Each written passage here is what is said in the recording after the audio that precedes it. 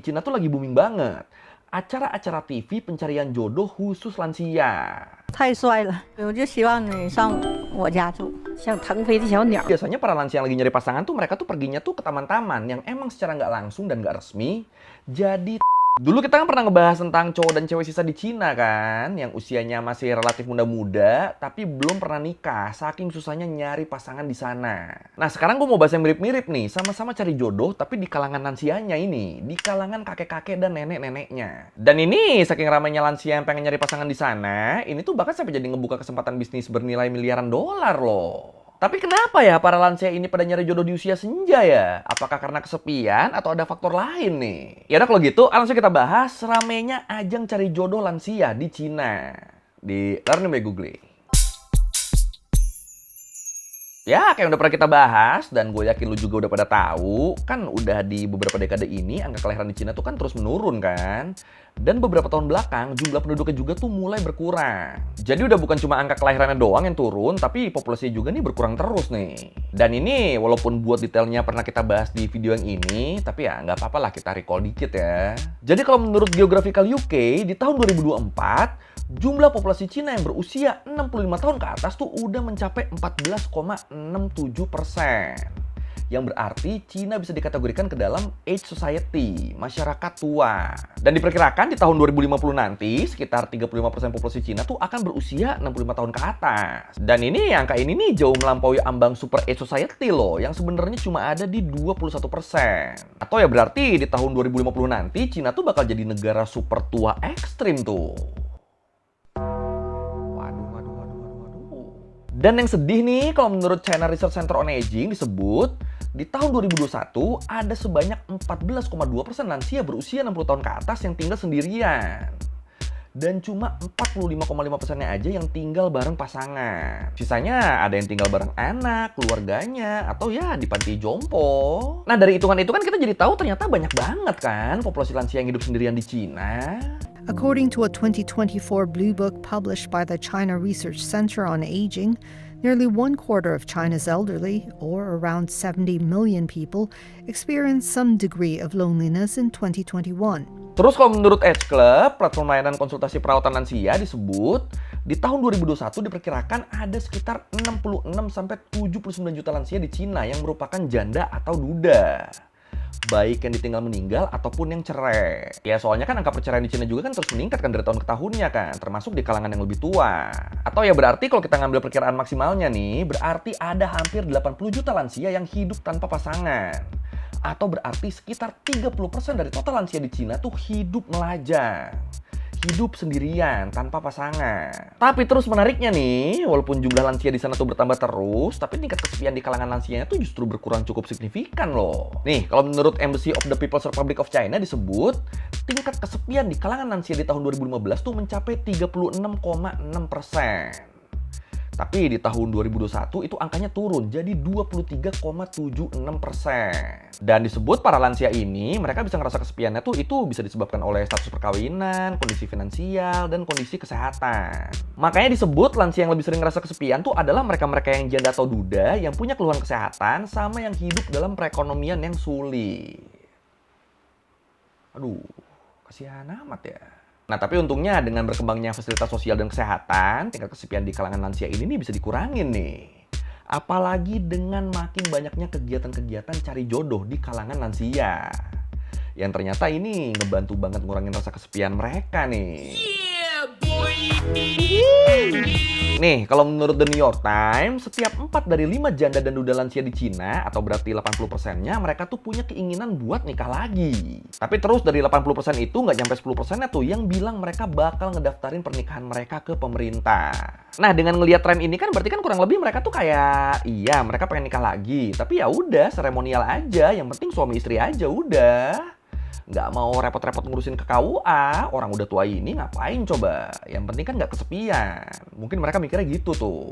Nah dari sini kan kelihatan ya, kalau ternyata tadinya para orang tua ini tuh mereka tuh banyak yang ngerasa kesepian. Tapi sejak tren lansia cari jodoh ini naik, ternyata ini beneran jadi solusi buat masalah kesepian mereka nih. Dan menariknya, kalau menurut City News Service, di Cina, tren nyari jodoh di usia senja tuh sebenarnya tuh udah ada sejak lama loh.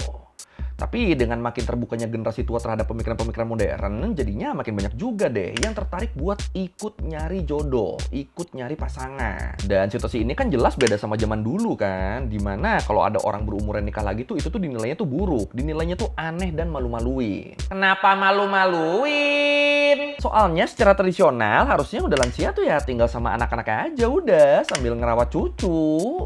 Nggak usah deh tuh dandan atau genit-genitan lagi. Anggapannya tuh dulu gitu tuh.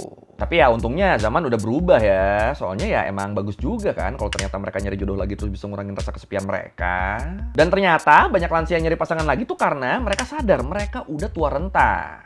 Dan mereka mikir nanti kalau mereka sakit tapi nggak ada yang ngerawat kan pasti kan rasanya kan sedih banget kan. Ngerasanya kan nggak ada yang peduli. Mana kalau ada apa-apa harusnya langsung ditanganin lagi kan. Nah kalau mereka sendirian nanti siapa yang bakal jagain tuh? Siapa yang bakal nyari bantuan kalau kenapa-napa?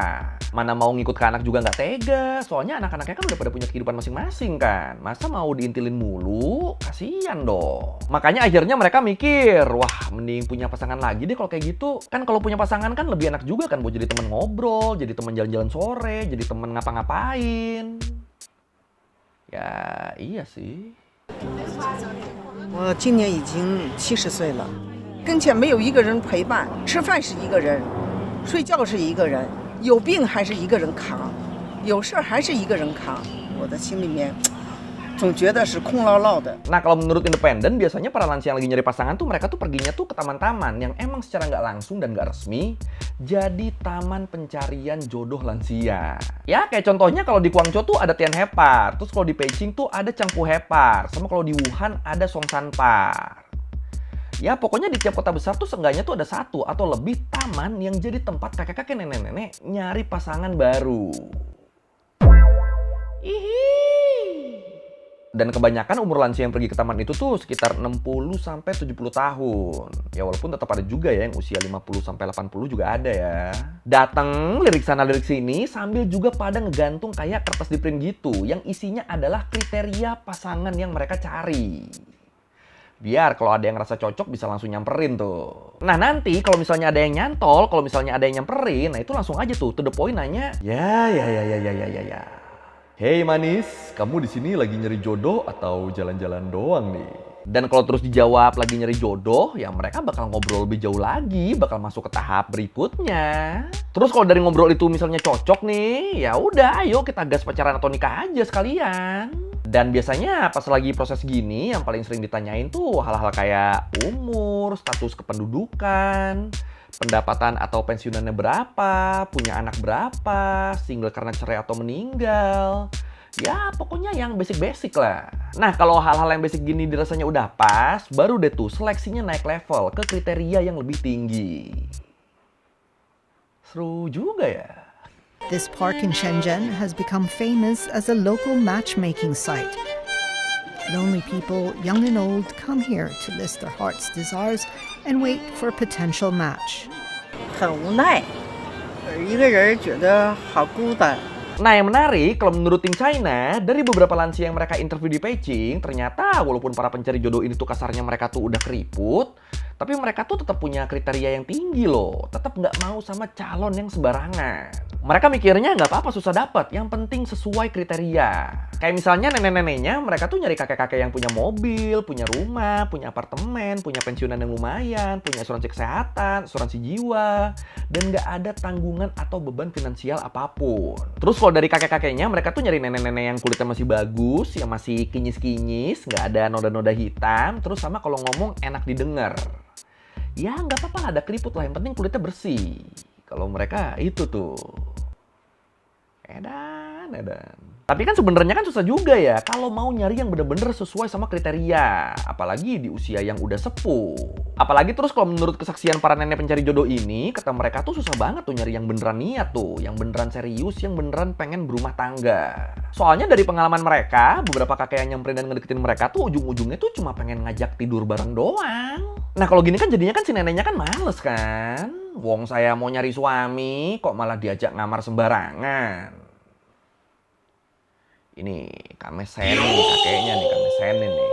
Makanya kalau menurut South China Morning Post, peluang buat ketemu cinta di taman-taman jodoh ini tuh sebenarnya tuh cuma 0,1%. Nyari yang mau doang aja susah, nyari yang transaksional aja belum tentu ada. Gimana mau nyari yang tulus, gimana mau nyari yang beneran cinta?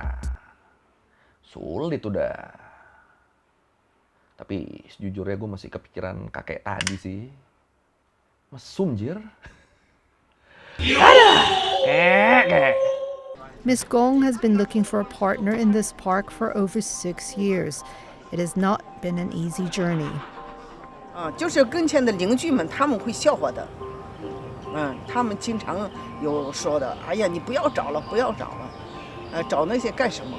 但是他们不知道我们的苦。 Terus kalau menurut Pei Xiaomei, profesor sosiologi dan direktur di Gerontology Research Center di Tsinghua University, dia bilang, kalau dilihat berdasarkan gender, pria lansia tuh lebih diuntungkan dalam nyari pasangan di usia senja dibandingkan wanitanya.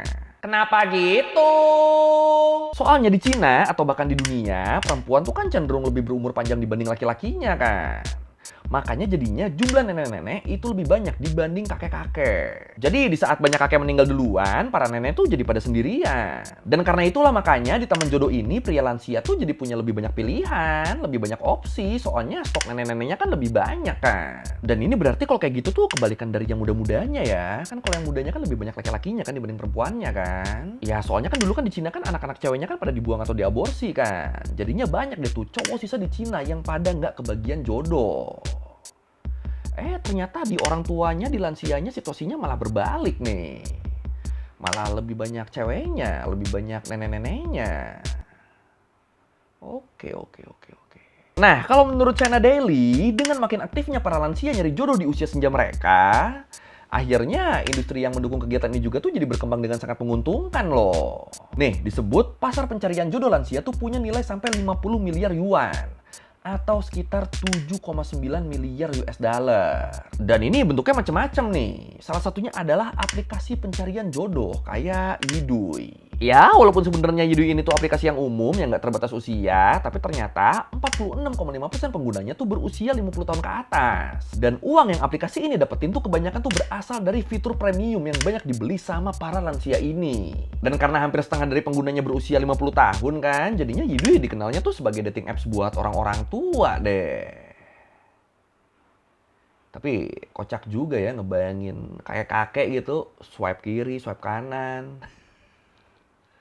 Pak. Terus selain aplikasi, ada juga orang-orang yang berinvestasi ke kegiatan sosial lansia yang sistemnya tuh lebih kayak klub gitu. Kayak misalnya contohnya Old Friends Party. Klub yang nawarin paket lengkap seharga 100-150 yuan doang. Tapi dengan harga segitu, lo bisa dapat makan 2 kali, dapat hiburan kayak nyanyi, nari-nari, main kartu, fotografi, dan kegiatan-kegiatan lain sebagai sarana interaksi dan sosialisasi para lansia. Oke. Sama ya, kalau ngomongin industri yang paling laku ya jelas tuh acara TV-nya tuh. Jadi kalau menurut The World of Chinese, beberapa waktu belakangan ini di Cina tuh lagi booming banget. Acara-acara TV pencarian jodoh khusus lansia. Nah ini acaranya nih konsepnya macam-macam nih. Ada yang kayak Take Me Out, ada yang kayak Singles Inferno, tapi tetap semuanya versi lansia. Jadi ya para lansia ini nih mereka nih bakal dikumpulin di suatu tempat, terus nanti mereka tuh harus interaksi dan deketin calonnya sendiri. Ya pokoknya dibikin reality show lah. Jadi ya jenis programnya tuh ada banyak banget ya, kesebar di berbagai stasiun TV yang berbeda, tapi semuanya tentang lansia. Dan program yang paling populer tuh salah satunya tuh ini, Forever by Your Side, yang pertama kali ditayangin di bulan Desember 2025. Dan langsung ngambil pangsa penonton sebesar 4,8%. Yang ini angka segini artinya acara ini menarik nih, soalnya banyak yang nonton. Dan kocaknya ternyata kebanyakan penontonnya tuh justru yang muda-muda loh. Dan ketika ditanya kenapa doyan nonton itu, soalnya seru katanya. Soalnya pada berani, pada terus terang, dan pada drama. Bahkan disebut lebih drama dari reality show yang muda-mudinya tuh. Makanya sampai viral di sosmed-sosmed Cina kan. Menarik sih, ini menarik.